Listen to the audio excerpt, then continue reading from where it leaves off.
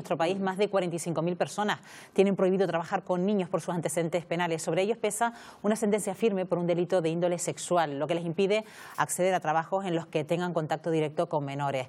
Profesores, monitores de comedor, entrenadores deportivos, pero también trabajadores de ONGs, curas o personal del mundo del cine. Quien ejerce una actividad que implique estar en contacto de forma habitual con menores está obligado desde hace 2 años a disponer de un certificado que acredite que carece de antecedentes penales por delitos sexuales, ya sea cometidos contra adultos o contra niños. Pues vamos a explicar bien en qué consiste este certificado. Para ello se encuentra esta mañana con nosotros Juan Miguel Munguía, que es abogado de Munguía Asociados. Señor Munguía, ¿qué tal? Muy buenos días. Buenos días. Bienvenido un día más. Bueno, la creación de este registro ya nació con polémica en su momento, pero con los datos en la mano estamos hablando de esas 45.000 personas que no pueden trabajar con menores. ¿Esto da cuenta de la magnitud del problema? Sí, la verdad que nace con polémica y además sobre todo el tema principal es que, bueno, en el inicio del registro lo que acontece aquí, sobre todo por el Real Decreto que lleva prácticamente 2 años y efectivamente los datos son lo que has mencionado, se tocaron determinados valores constitucionales en los cuales pues se hablaba de que ese Real Decreto llegaba a una inhabilitación perpetua en aquellas personas, sobre todo los mayores de edad, que cometieran pues eso, abusos, agresión, todos esos delitos de corrupción de menores, en fin, acoso, y toda esa situación lo que llevaba es que, bueno, se creara una cierta polémica en su inicio. Actualmente pues sigue, pero sobre todo esa polémica es la que se trata de evitar, sobre todo. ¿Y le parece desproporcionada? Sí. Ahora mismo, concretamente, sobre todo en el tema de los mayores, es decir, vamos a ver, hay una desproporción de 30 años de inhabilitación en aquellos mayores que cometan delitos, o sea, en contra de la protección de la infancia.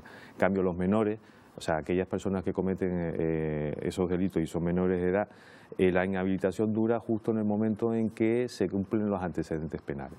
La cancelación de antecedentes penales es de 6 meses a 10 años.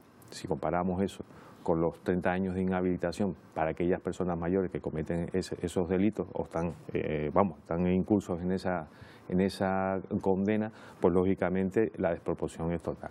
Entonces incluso eso está avalado por informes del Consejo General del Poder Judicial.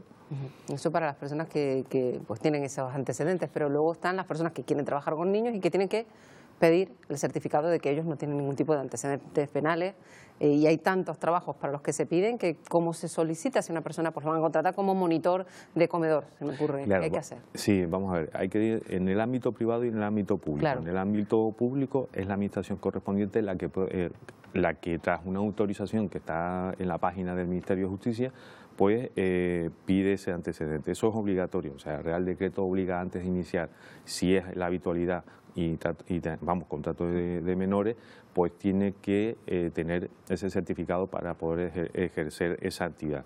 Comedores, entrenadores, lo que hablamos aquí, perfectamente, lo que son pues incluso, sobre todo el tema de los entrenadores y comedores y sobre todo las guarderías. Entonces, al margen de otros sectores en los que exista esa habitualidad en el tratamiento con menores.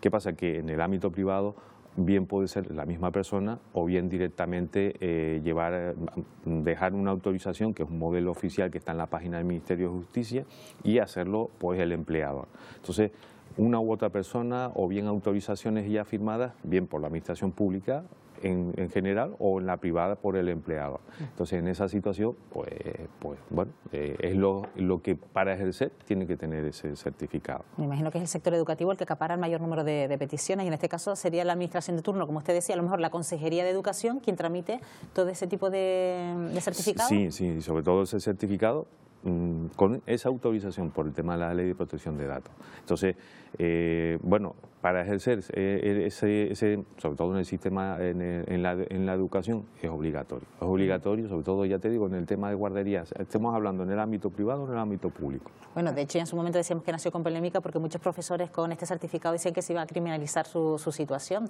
En ese sentido, el objetivo de este registro es prevenir y proteger, ¿no?, a los menores. Sí, aquí empezamos del año 2016 y hay un tema principal que es la protección de la infancia. Para ello tenemos la Ley 2015, la 4015, en fin, una serie de leyes ahí que están, sobre todo en el tema de la protección de la infancia contra los abusos, el acoso, la agresión y sobre todo la corrupción de menores.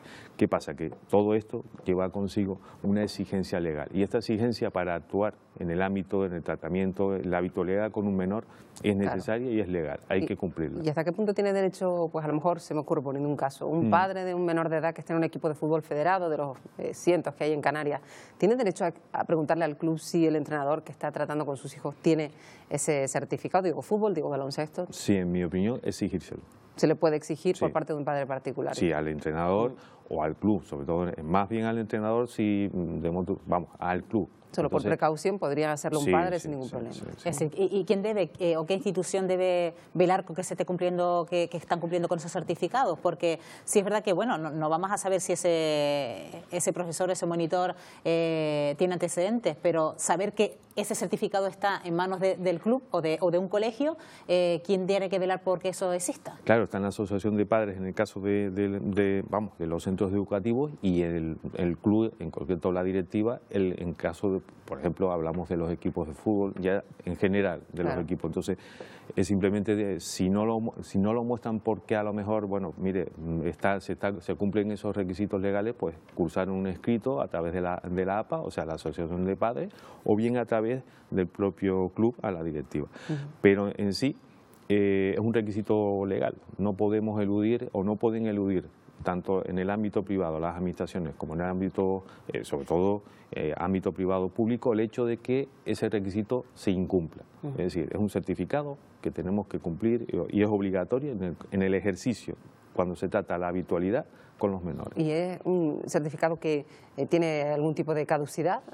¿Se tiene que renovar cada cierto tiempo o una vez que uno lo obtiene ya se queda como tal? No, es un certificado que una vez, sobre todo va condicionado al tiempo en el que realizas el trabajo. Es decir, en guarderías, pues desde que estás empleado, en la duración del contrato de trabajo.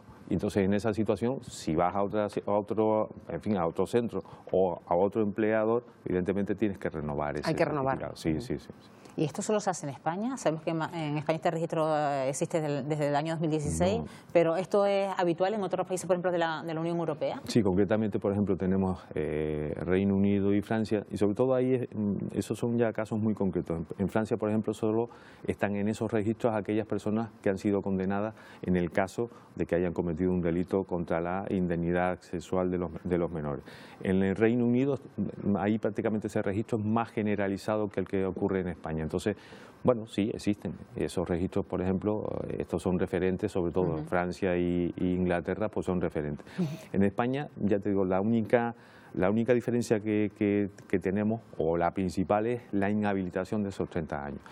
Hace poco comentábamos una sentencia de un juez de Zaragoza en el cual una profesora se le había impedido ejercer, en una guardería porque se le exigía ese certificado. El juez entiende que no era necesario ese certificado porque había una inhabilitación perpetua en los 30 años, o sea, excedía claramente el tema de la cancelación de los antecedentes con respecto al Código Penal. O había una modificación del Código Penal o entendía que esto vulneraba determinados derechos constitucionales. Entonces, ¿qué pasa con todo esto? Bueno, sí, hay una polémica, pero aquí la protección del menor creo que prima en toda esta labor y sobre todo la labor educativa, es decir, proteger a los menores ante cualquier circunstancia o agresión o acoso o corrupción, en fin, toda una serie de elenco de delitos en los cuales él debe estar protegido y así lo está mediante este Real Decreto. Bueno, pues ha sido una forma de hacer balance de cómo ha funcionado este registro desde que se creara en el año 2016. Juan Miguel Munguía, gracias por estar aquí en Buenos Días Canarias una vez más. Gracias. Muchas gracias. Buenos días.